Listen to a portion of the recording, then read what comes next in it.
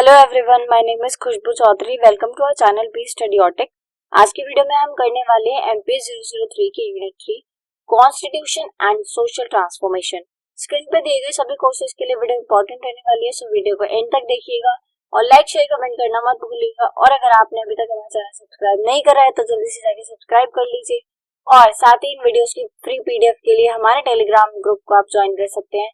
Description में आपको link मिल जाएगा, वरना कमेंट बॉक्स में भी हम लिंक पिन कर देंगे। सो चलिए स्टार्ट करते हैं। ये कुछ क्वेश्चंस है, वीडियो को एंड तक देखिएगा जिससे कि आपको इन सभी के आंसर्स वीडियो में ही मिल जाए और आपके एग्जाम में आपको और ज्यादा आसानी हो। So let's begin. हम इस यूनिट में क्या पढ़ने वाले हैं कि इंडिपेंडेंस के टाइम पे जब कॉन्स्टिट्यूशन बन रहा था, जो ब्रिटिशर्स थे वो भारत से जा रहे थे, तो क्या क्या सोशल ट्रांसफॉर्मेशन हुए, कैसे इंडियन कॉन्स्टिट्यूशन बना, प्रियम्बल राइट्स मिले लोगों को, क्या प्रियम्बल होता है, कैसा नेचर होता है राइट्स का और क्या डिपीज होते हैं। So let's begin with the introduction.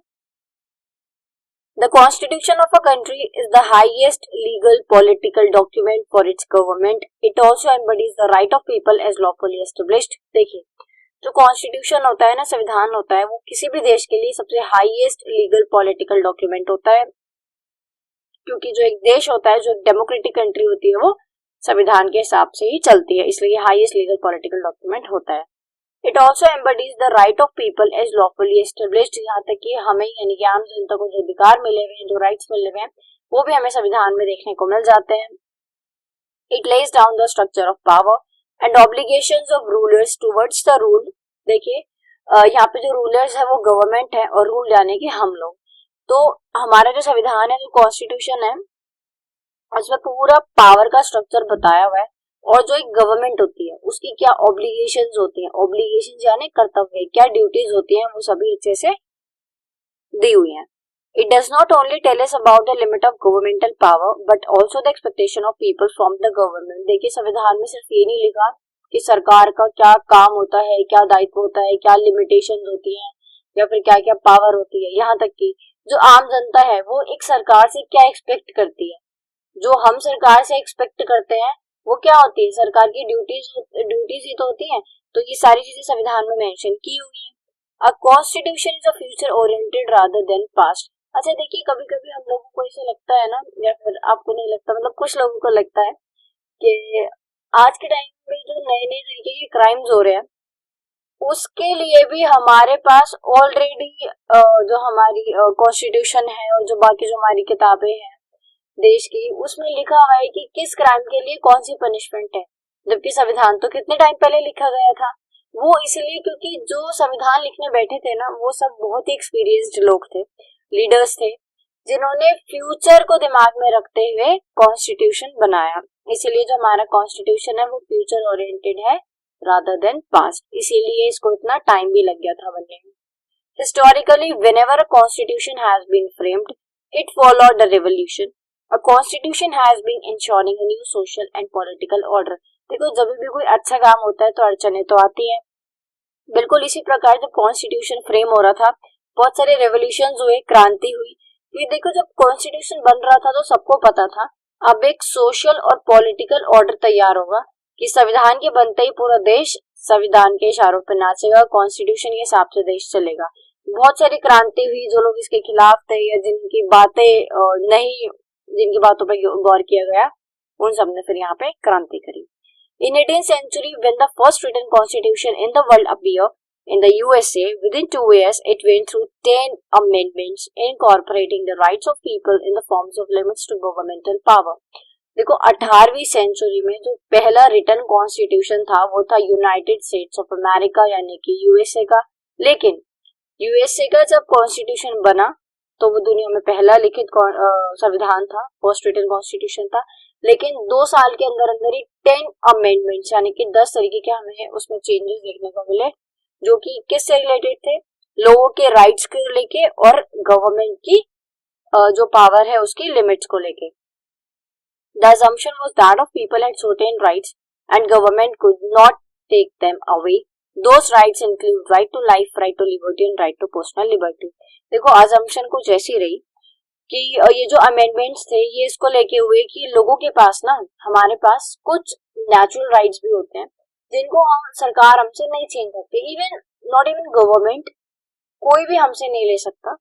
जैसे कि हमारा राइट टू लाइफ, जीवन जीने का अधिकार सबके पास है ना, ऐसे right to liberty and right to personal property. तो ये कुछ राइट्स है जो हमसे कोई भी नहीं ले सकता है। अब देखते हैं आउटलुक ऑफ इंडियन कॉन्स्टिट्यूशन, कैसा दिखता है हमारा संविधान ऊपर से। So the Indian constitution framed after the transfer of power from Britain, first it established a republican democracy in a place of the monarchial empire of British government. देखो जो British government थी ना, उस टाइम पे monarchial empire चलता था, Kings और queen's होते थे ना जिनके ऑर्डर हम मानते थे। तो अब जब ब्रिटेन यानी कि जो ब्रिटिशर्स थे वो यहाँ से जा रहे थे, तब जो पावर का ट्रांसफर था वो हमारे हाथ में हो गया था, और तभी हमारा कॉन्स्टिट्यूशन बनाया गया कि अब हम अपने देश को अपने हिसाब से चलाएंगे। और फिर बनता है एक रिपब्लिकन डेमोक्रेसी यानी कि गणतंत्र, लोकतंत्र। The Indian constitution inherited the world trend through the experience of the people during the freedom struggle।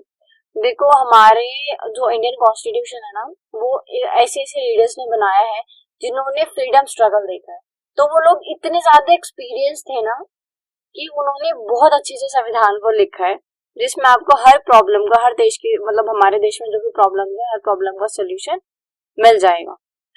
The Indian Constitution retained the liberal democratic framework, but to promote social reform and welfare, it also broadened the scope of governmental interventions। देखिए हमारा जो Indian constitution है ना, वो liberal democratic framework में तैयार किया गया है, यानी कि हर एक इंडिविजुअल को मद्देनजर रखते हुए हमारा संविधान बनाया गया है। लेकिन साथ में इसमें जो गवर्नमेंट के इंटरवेंशन है उसका भी स्कोप थोड़ा बढ़ा दिया गया है, क्योंकि देखो अगर गवर्नमेंट के पास पावर्स नहीं होंगी ना, उसका जो स्कोप है वो ज्यादा ब्रॉड नहीं होगा, वाइड नहीं होगा, हम गवर्नमेंट को पावर नहीं देंगे, तो फिर जो सोशल रिफॉर्म्स हैं और वेलफेयर है ये सरकार नहीं कर सकती।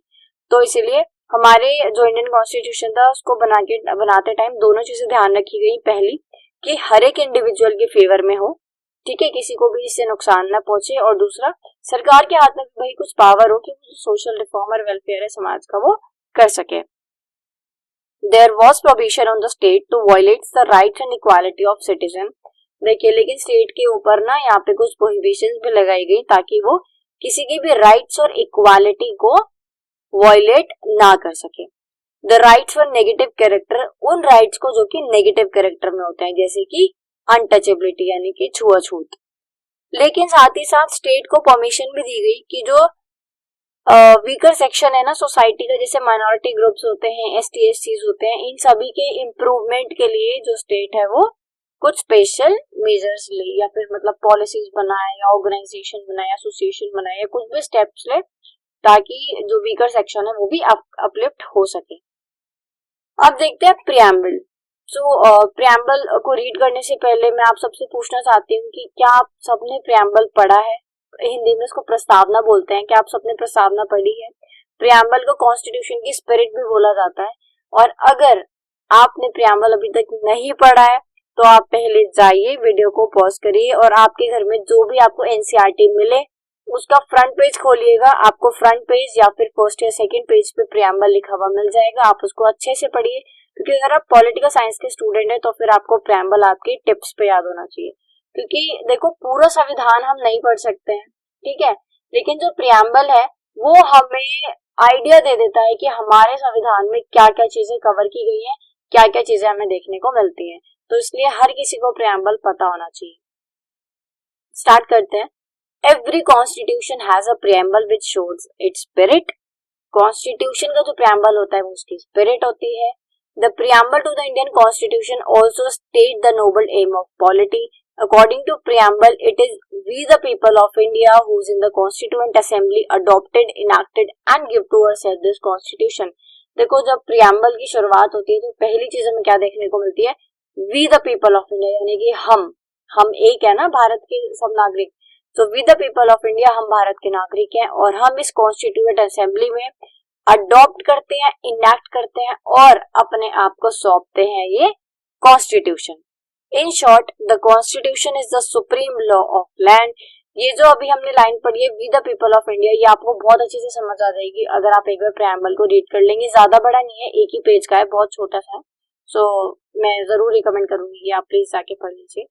सो इन शॉर्ट जो कॉन्स्टिट्यूशन है वो सुप्रीम लॉ है किसी भी लैंड का, किसी भी जगह का, हमने स्टार्टिंग में बात करी थी, हाईएस्ट लीगल पॉलिटिकल डॉक्यूमेंट होता है। Therefore India is the democratic sovereign and Republic country. और क्योंकि हमारे पास इतना अच्छा संविधान है तो इंडिया एक लोकतंत्र यानी कि डेमोक्रेटिक और सोवरेन और रिपब्लिक कंट्री है। आगे देखते हैं राइज ऑफ पीपल। तो कैसे लोगों का जो उठना था समाज में वो शुरू हुआ, कैसे लोग अपलिफ्ट हुए। The Britishers introduced the elective system of legislature in India until the force of new constitution. Only about 15% of the adult Indian voters. देखो जब जो पहली बात तो जो ब्रिटिशर्स थे उन्होंने इंडिया के अंदर, भारत के अंदर लेजिस्लेचर के अंदर जो इलेक्टिव सिस्टम होता है यानी कि इलेक्शंस होते हैं, इस चीज को इंट्रोड्यूस करा। लेकिन उस टाइम पे जब तक नया संविधान हमारा नहीं बना था, न्यू कॉन्स्टिट्यूशन नहीं बना था, तब तक इंडिया के अंदर सिर्फ 15% ही अडल्ट थे जो वोट देते थे। अब कौन थे वो 15%? Only those who had property and education qualification had right to vote. सिर्फ वो लोग जिनके पास अच्छी खासी प्रॉपर्टी थी या फिर जो लोग एजुकेशन यानी कि पढ़े लिखे और एलीट क्लास वाले लोग थे, सिर्फ वही 15% में आते थे जो कि वोट देते थे। उनके हिसाब से फिर उस टाइम पे सरकार काम करती थी। But after the universal adult आने के बाद अब हर कोई वोट दे सकता है, irrespective of their religion, caste, creed, gender और कलर। देखिए अब पहले तो ये 21 था बट अब 18 है। अगर आप 18 ईयर से अबव हैं, आप लड़के हैं, लड़की हैं, या आप थर्ड जेंडर हैं, या फिर आप किसी भी कास्ट से बिलोंग करते हैं, किसी भी रिलीजन से बिलोंग करते हैं, आप छोटे बड़े मोटे पतले कैसे भी हैं, आप वोट दे सकते हैं। और यही जो चीजें हैं कॉन्स्टिट्यूशन की, ये सबको एक समान बनाती है। The constitution makes all people equal. और इसी से तो हमारे देश में देखो ना, इंडिया कितना डाइवर्स है फिर भी कितना यूनाइट है। All political and economic rights were granted to all individuals, at the same time some cultural rights were granted to minority groups. देखिए जो सभी इंडिविजुअल्स हैं, हर किसी को, हर एक नागरिक को पॉलिटिकल और इकोनॉमिक राइट्स दिए गए। साथ ही साथ जो हमारे कुछ माइनॉरिटी ग्रुप्स हैं, कुछ ऐसे तबके हैं जो थोड़ा पीछे रह गए हैं, उन सभी के उन सबको कल्चरल राइट्स भी दिए गए ताकि वो जल्दी से जल्दी अपलिफ्ट हो सके। तो कुछ ऐसे लोगों का राइज हुआ। अब देखते हैं rights of people. So there are two kinds of rights under the Indian constitution, some granted to all person and some granted to citizen only. देखो भारत के संविधान में, इंडियन कॉन्स्टिट्यूशन में ना दो तरीके के राइट्स हमें देखने को मिलते हैं। कुछ ऐसे होते हैं जो सभी के लिए होते हैं, ऑल पर्सन्स के लिए होते हैं, कुछ ऐसे होते हैं जो सिटीजन्स के लिए होते हैं। अब अगर आपने हमारी सिटीजनशिप वाली वीडियो नहीं देखी है तो मैं आपको शॉर्ट में बता देती हूँ। एक देश के अंदर वो लोग जिनके पास सारे राइट्स होते हैं, socio economic political, right to vote होता है या राइट टू मतलब इलेक्शन में खड़े होने का राइट होता है, वो आते हैं हमारे सिटीजन्स जिनके पास कुछ ड्यूटीज होती है, ठीक है, कुछ राइट्स होते हैं, कुछ स्पेसिफिक राइट्स होते हैं। लेकिन ऑल पर्सन में तो कोई भी आ जाएगा ना। ऑल पर्सन में तो आप यूएस कनाडा रहते हैं, आप भारत घूमने आए हैं तो आप पर्सन तो है ना। तो ऑल पर्सन यानी सबके लिए भी राइट्स हैं, लेकिन सिटीजन्स के लिए भी कुछ एक्स्ट्रा राइट्स दिए गए हैं। The first kind of right is available to non citizen to include. देखो अब हम पहले ऐसे राइट्स को पढ़ेंगे जो कि नॉन सिटीजन्स के लिए दिए गए हैं, जैसे कि आर्टिकल 14 है इक्वालिटी बिफोर लॉ और equal protection of law. Article 14 कहता है कि कानून के सामने सब एक समान है। आर्टिकल 20 कहता है protection against unlawful conviction. Unlawful good activity आपके साथ होती है तो आप अपना आर्टिकल 20 इस्तेमाल कर सकते हैं। आर्टिकल 21 कहता है right to life and personal liberty, ये आपको जीवन जीने की आजादी देता है। आर्टिकल 22 आपकी प्रोटेक्शन करता है अगर आपको अनलॉफुल तरीके से अरेस्ट किया जाता है या फिर आपको डिटेंट किया जाता है। आर्टिकल 22 पढ़ चुके हैं हम। आर्टिकल 23 एंड 24 प्रोहिबिट करते हैं फोर्स लेबर को, साथ ही साथ ह्यूमन ट्रैफिकिंग को। आर्टिकल 25 आपको धार्मिक स्वतंत्रता देता है, फ्रीडम ऑफ रिलीजन देता है। आर्टिकल 26 आपको फ्रीडम देता है कि आप मैनेज कर सकते हैं अपने रिलीजियस अफेयर्स को। आर्टिकल 27 कहता है no one pay tax for the promotion of religion. Article 28 कहता है freedom from religious worship in education institution. Article 29 minorities की प्रोटेक्शन की बात करता है। आर्टिकल 30 माइनॉरिटीज के इंटरेस्ट की प्रोटेक्शन की बात करता है, जैसे कि उनकी कल्चरल लैंग्वेज ग्रुप्स को। आर्टिकल 32 जिसको बोला जाता है heart and soul of Indian constitution, जो कहता है राइट टू कॉन्स्टिट्यूशनल रेमेडी। जिनको नहीं पता मैं बता दूं, अगर जो भी आपके पास वो फंडामेंटल राइट्स मिले हुए या फिर जो भी हम ये आर्टिकल पढ़ रहे हैं अगर आपके साथ इनमें से कोई भी अगर आपको ये फॉलो करने से रोकता है या आपका आर्टिकल या आपका फंडामेंटल राइट छीनता है तो फिर आप सुप्रीम कोर्ट जा सकते हैं, आप जाके वहां पे न्याय की मांग कर सकते हैं। अभी तक हमने जो पढ़े थे वो नॉन सिटीजन के लिए थे, ऑल पर्सन के लिए थे। अब हम जो पढ़ने वाले हैं वो सिर्फ सिटीजन को दिए गए हैं, जैसे कि article 15 and 16 which is prohibition of discrimination on the grounds of religion, race, caste, sex and birthplace। Article 17 कहता है abolition of untouchability, छुआछूत को खत्म किया जाए। आर्टिकल 18 कहता है abolition of title। टाइटल यहाँ पे होता है जैसे अगर आप मिलिट्री में कोई बहुत बड़ी रैंक पे है तो आपके पास टाइटल रहेगा, अदरवाइज ऐसे कोई भी टाइटल लगा के नहीं घूम सकता है। आर्टिकल 19 कहता है freedom of speech and expression, जो कि सभी का फेवरेट राइट होता है। अब देखते हैं नेचर ऑफ राइट्स। अभी तक हमने पढ़ा था नॉन सिटीजन के पास क्या राइट होता है, सिटीजन के पास क्या राइट होता है। अब हम देखेंगे क्या नेचर होता है राइट्स का। तो राइट्स होते हैं दो तरीके के, पॉजिटिव और नेगेटिव। पॉजिटिव राइट्स होते हैं provide the right holder claim against the state for good services और treatment.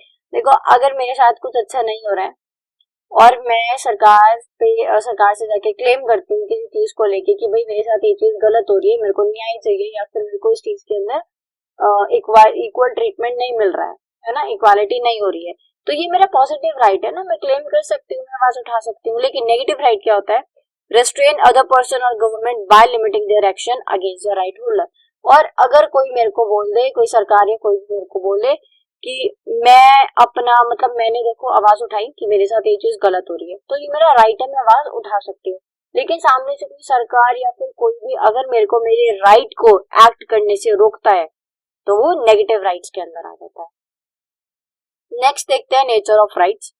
In India if upper caste practices untouchability against the lower caste then it is considered as an offence against the constitution. देखो India के अंदर क्या होता है, अगर जो upper caste वाले लोग होते हैं वो अनटचेबिलिटी प्रैक्टिस करते हैं, यानी कि छुआछूत करते हैं किसके साथ, लोअर कास्ट के साथ। कि वही चीजें जो हमने पहले पढ़ी थी कि आप पहले के टाइम पे क्या होता था, जो लोअर कास्ट के लोग होते थे ना वो ब्राइट कलर के कपड़े नहीं पहन सकते थे और वो चप्पल नहीं पहन सकते थे, सेम कुएं में से पानी नहीं ले सकते थे, वो गांव से बाहर रहते थे। तो ऐसी चीजें अगर आज के टाइम में समाज में प्रैक्टिस की जाएंगी तो फिर ये एक ऑफेंस होगा किसके खिलाफ, कॉन्स्टिट्यूशन के खिलाफ, और फिर आपको पनिशमेंट मिलेगी। Similarly, violates the rights of minority by majority is an offense against the Constitution. It is the direct responsibility of state to protect the rights of ST and SCs, हम जिसको बोल सकते हैं दलित एंड आदिवासी। तो देखिए similarly अगर आज के टाइम पे कोई माइनॉरिटीज को परेशान करता है, उनके राइट्स को वायलेट करता है, अच्छा कौन करेगा, मेजोरिटी करेगी, ऑब्वियसली बात है।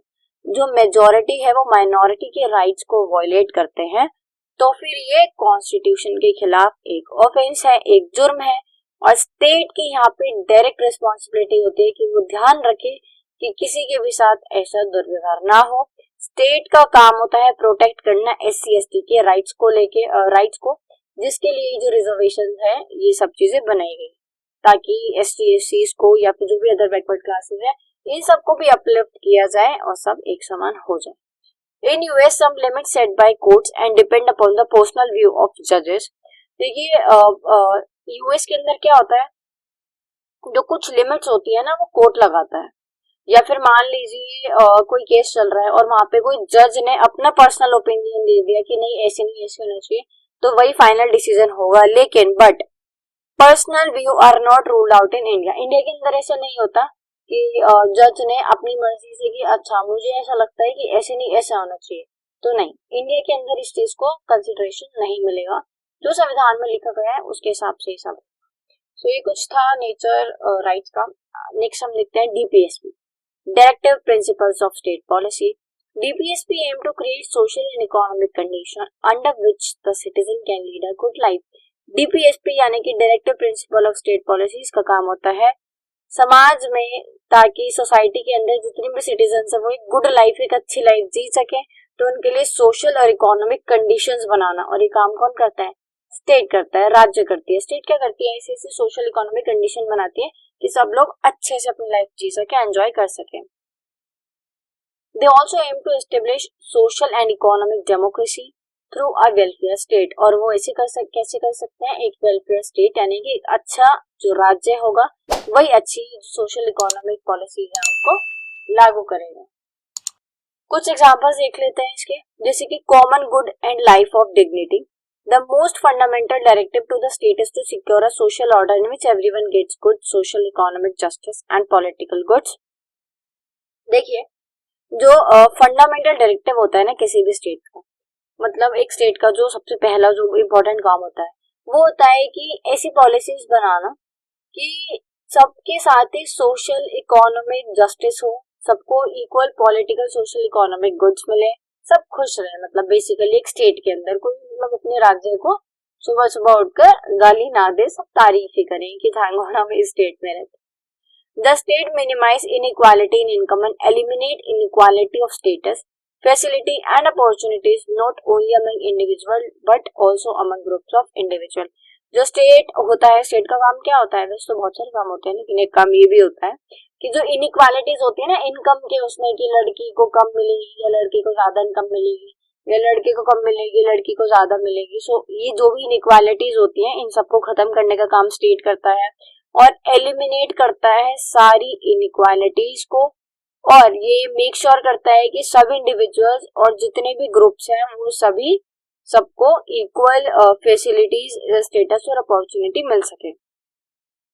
The state shall direct it's policies towards securing means of livelihood for all citizen main and women equally. State काम करता है इस ऐसी चीज की तरफ जिसमें सिटीजन चाहे मेन हो चाहे वीमेन हो, सब इक्वली लिवलीहुड अपना अच्छे से जी पाए, सबको मीन्स ऑफ लिवलीहुड उनका मिल पाए। Distribution of ownership and control to base of the common good. State काम करता है जो ओनरशिप होते हैं उसका डिस्ट्रीब्यूशन का कंट्रोल करता है। अच्छा देखो, हम इसमें राशन वाला, अगर आपने लास्ट वीडियो देखी होगी, हमने उसमें देखा था द सिस्टम ऑफ कंट्रोल, यानी कि राशन। वर्ल्ड वॉर सेकेंड के टाइम पे क्या हुआ था, फूड की स्कार्सिटी हो गई थी इंडिया के अंदर क्योंकि फूड सप्लाई ज्यादा हो गया था बाहर। तो फिर सरकार ने क्या किया था, राशन का सिस्टम शुरू करा था कि अब सरकार बांटेगी राशन, जो कि चीज आपको आज भी अपने आसपास देखने को मिलती है कि सेंट्रल गवर्नमेंट शायद अलग देती है, स्टेट गवर्नमेंट अलग देती है कुछ कुछ राज्यों में, जिसमें आपको कुछ किलो गेहूं मिलते हैं और कुछ किलो चावल मिलते हैं। तो ये राशन सिस्टम इसलिए होता है ताकि कोई भी भूखमरी के कारण ना मरे, सभी को एटलीस्ट जो बेसिक नीड्स हैं वो सबकी फुलफिल हो जाए। ये काम किसका होता है? स्टेट का होता है। Ensuring equal pay for equal work for both men and women, main हो चाहे वुमेन हो, सबको उनके काम के हिसाब से इक्वल पे मिले, किसी के भी साथ भेदभाव ना हो। प्रिवेंशन ऑफ चाइल्ड अब्यूज, ये सभी काम होते हैं स्टेट के जो एक कॉमन गुड और एक अच्छी लाइफ बनाते हैं सिटीजन्स की। ये हमने देखा था कॉमन गुड और डिग्निटी के व्यू में। अब हम देखेंगे in the sphere of law. तो ये सब हम बेसिकली स्टेट के काम देख रहे हैं कि एक स्टेट के क्या काम होते हैं, एक स्टेट अच्छा स्टेट, वेलफेयर स्टेट कब बनता है। सो लॉ के चश्मे से भी हम इसको देख लेते हैं।